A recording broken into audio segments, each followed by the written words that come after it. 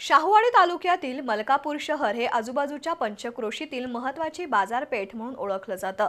विविध वस्तू खरेदीसाठी याबरोबरच पर्यटकांची लगबग देखील मलकापूर शहरात कायमच असते। त्यामुळे सतत वाहतूक कोंडी ठरलेली असते। मात्र याच वाहतूक कोंडीत कर्णकर्कश हॉर्न वाजवून कांठळ्या बसवणारा बुलेटचा आवाज आणि सायलेन्सर काढून धावणाऱ्या गाड्यांमुळे ध्वनी प्रदूषणात देखील वाढ झाली आहे।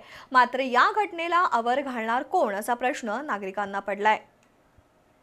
नेहमी गजबजलेल्या बाजारपेठेत माणसं कमी पण वाहनच अधिक अशी स्थिती मलकापूर शहरात झाली आहे।